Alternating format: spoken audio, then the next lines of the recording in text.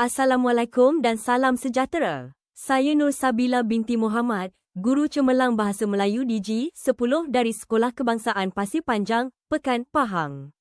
Inovasi yang saya bangunkan bertajuk Bound Venture, misi kata nama, iaitu satu inovasi gamifikasi digital bagi meningkatkan penguasaan kata nama am dan kata nama khas dalam kalangan murid tahun 4. Bound Venture, misi kata nama merupakan inovasi pembelajaran berasaskan gamifikasi menggunakan aplikasi Action Bound. Inovasi ini dibangunkan bagi mengatasi masalah murid yang keliru membezakan kata nama am dan kata nama khas serta kesalahan penggunaan huruf besar dalam penulisan.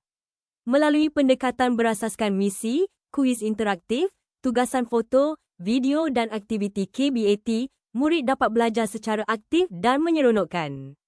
Hasil pelaksanaan menunjukkan peningkatan purata pencapaian murid daripada 27.5% kepada 82.5%, sekaligus membuktikan keberkesanan inovasi ini dalam meningkatkan penguasaan konsep dan motivasi pembelajaran. Masalah utama yang dikenal pasti ialah murid sering keliru membezakan kata nama am dan kata nama khas. Mereka juga kerap melakukan kesalahan penggunaan huruf besar dalam penulisan. Kaedah latihan tradisional yang berulang menyebabkan murid cepat bosan dan kurang memberi perhatian semasa pengajaran dan pembelajaran. Ujian diagnostik awal menunjukkan tahap penguasaan yang rendah. Oleh itu, inovasi gamifikasi diperkenalkan bagi mewujudkan pembelajaran yang lebih interaktif, digital dan berpusatkan murid selaras dengan keperluan pendidikan abad ke-21. Inovasi ini mempunyai 4 objektif utama.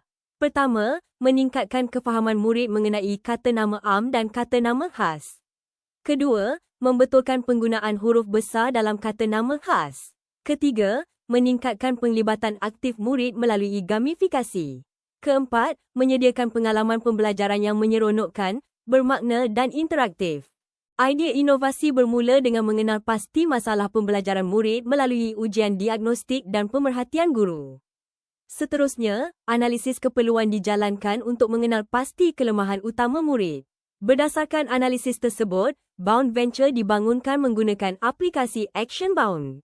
Murid perlu menyelesaikan pelbagai misi seperti kuis, tugasan foto, video dan aktiviti KBAT. Inovasi ini dilaksanakan dalam pengajaran dan pembelajaran secara individu dan kolaboratif.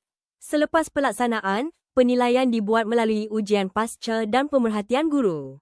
Akhir sekali, keberkesanan inovasi dinilai berdasarkan peningkatan pencapaian, penglibatan dan motivasi murid. Pelaksanaan inovasi melibatkan 8 orang murid tahun 4. Dapatan menunjukkan semua murid mengalami peningkatan dalam ujian pasca. Purata pencapaian meningkat daripada 27.5% kepada 82.5%. Selain itu, murid menjadi lebih aktif, berani, bermotivasi dan seronok semasa aktiviti pembelajaran.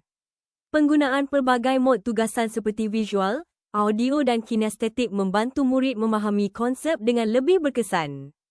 Sebagai kesimpulan, Bound Venture, misi kata nama berjaya meningkatkan penguasaan kata nama am dan kata nama khas melalui pendekatan gamifikasi yang interaktif dan digital.